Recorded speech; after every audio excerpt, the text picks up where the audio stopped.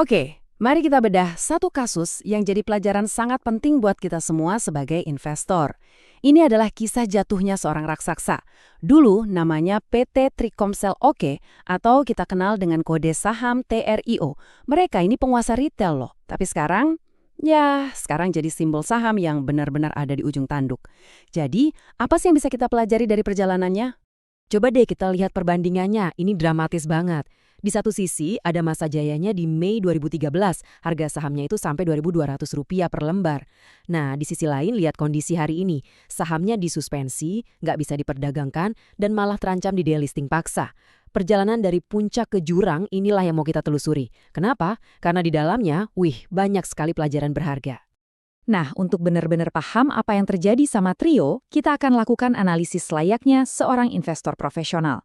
Kita akan mulai dari masa kejayaannya, lalu kita identifikasi tanda-tanda bahayanya, kita bedah laporan keuangannya, kita timbang rencana perbaikannya, dan yang terakhir kita tarik kesimpulan penting. Oke, kita mulai dulu dari siapa sih Trio ini, biar kita semua ingat lagi. Perusahaan ini didirikan tahun 1996, dan mereka ini dulunya adalah raja retail gadget di Indonesia.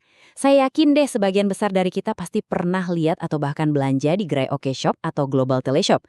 Mereka ada di mana-mana. Tapi, ada dua pukulan telak yang menghantam mereka. Pertama, disrupsi dari e-commerce. Tiba-tiba cara kita belanja berubah total kan? Dan yang kedua, yang tidak kalah parah, tumpukan utang yang luar biasa besar. Nah, kombinasi maut inilah yang membuat model bisnis mereka jadi kuno dan keuangan mereka jadi rapuh banget. Sekarang, sebagai investor, salah satu keahlian paling penting itu adalah membaca sinyal peringatan. Jangan sampai kita nggak peka.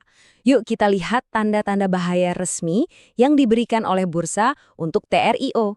Ini dia bendera merah pertama yang paling jelas. Trio dimasukkan ke dalam papan pemantauan khusus. Anggap aja ini semacam ruang ICU-nya Bursa Efek. Disinilah tempatnya emiten-emiten yang lagi sakit parah, yang fundamentalnya bermasalah banget. Sebagai investor, kita wajib bisa baca kode-kode dari bursa. Coba lihat notasi ini.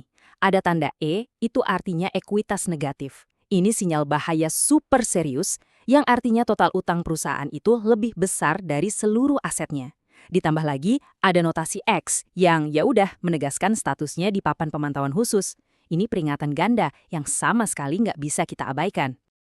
Jadi, poin krusialnya apa? Saham ini sudah nggak bisa kita perjualbelikan secara normal sejak Juli 2021.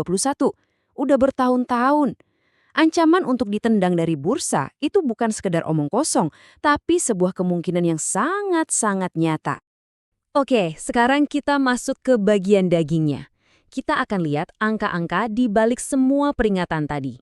Inilah data yang akan menunjukkan seberapa dalam lubang yang digali oleh perusahaan ini. Dan saya harus ingatkan ya, angka yang akan Anda lihat ini cukup bikin kaget.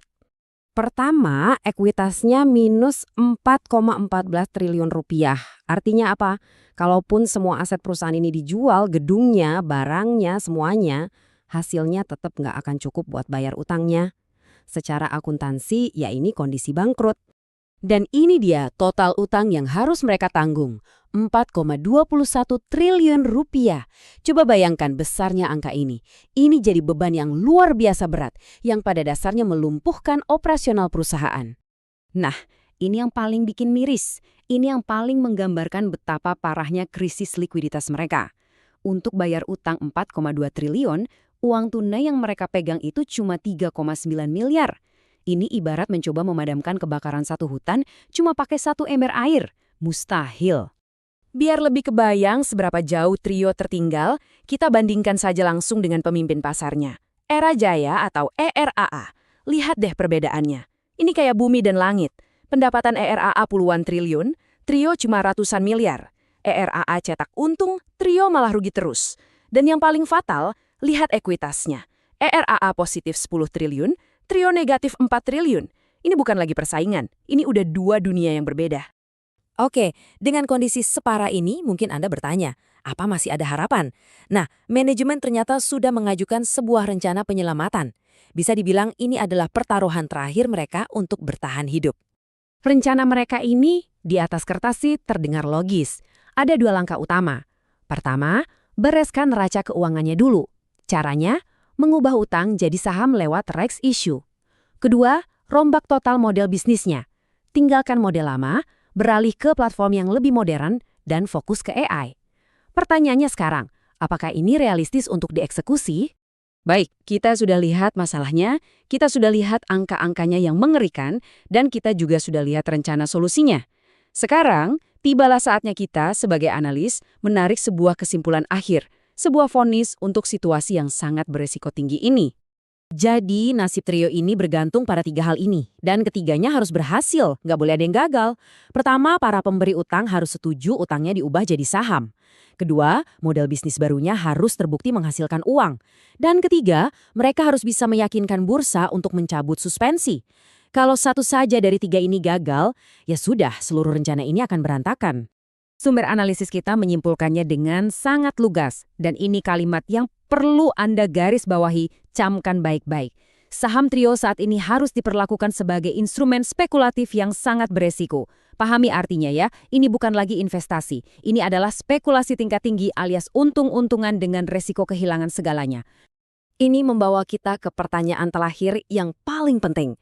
Setelah melihat semua fakta dan data yang ada, menurut Anda, apakah ini sebuah peluang deep value recovery yang bisa menghasilkan keuntungan luar biasa?